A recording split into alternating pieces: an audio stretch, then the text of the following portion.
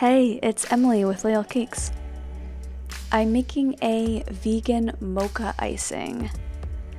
This is based off of the vanilla bean icing in my cookbook that I like to call the mother icing. It's a really wonderful base that you can personalize any which way you want. To add chocolate into icing, melt it down either using a double boiler or, in my case, a bowl over a pot of water.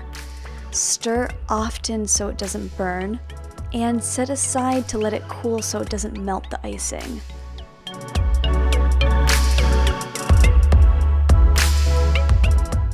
After you have all of your ingredients measured out, you can start whipping the shortening.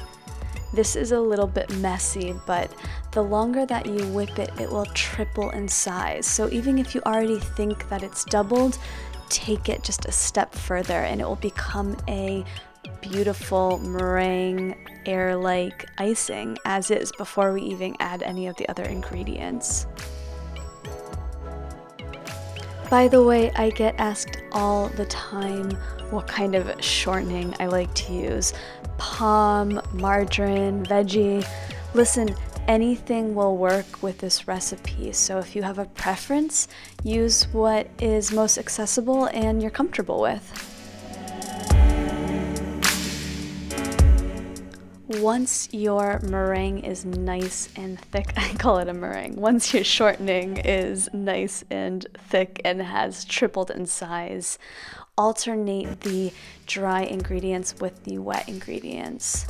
This will help slowly mix it so your ingredients don't go everywhere, and take your time with it. Definitely start on a slow speed, and at the end you can work your way up.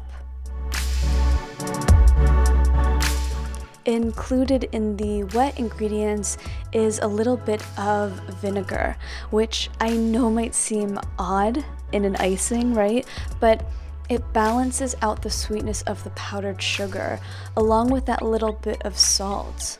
If you ever have a recipe that you're working with that is just a little bit on the sweet side for you, go ahead and add a teaspoon of vinegar, a little bit more salt, and you'll be very surprised with how much it helps cut that sweetness.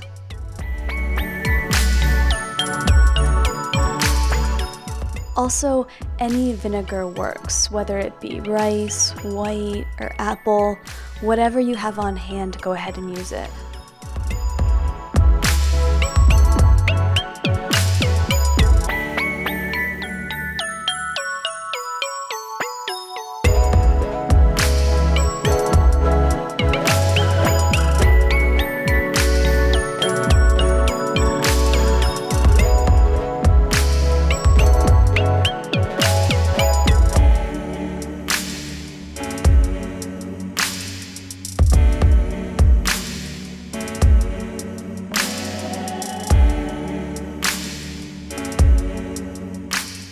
Whip the icing until the texture is smooth and the appearance is glossy, and all of the ingredients are incorporated.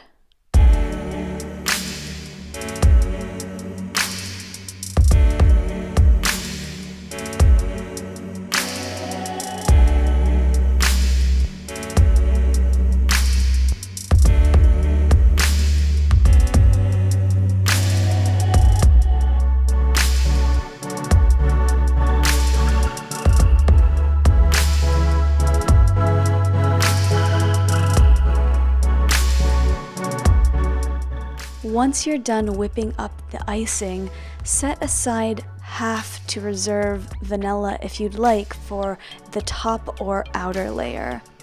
The other half will be flavoring with chocolate and espresso to make the mocha icing.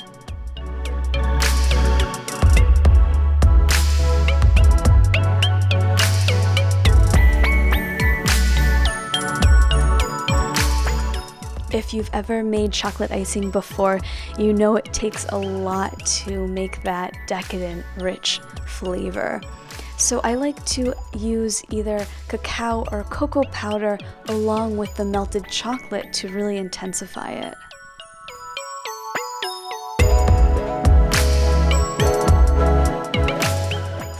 extra depth of flavor, I add a teaspoon of cinnamon and a teaspoon of instant espresso that I've made into a paste with hot water.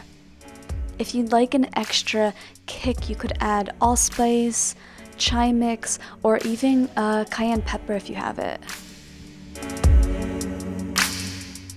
Incorporate the ingredients together with a whisk, and you are ready to use your mocha icing.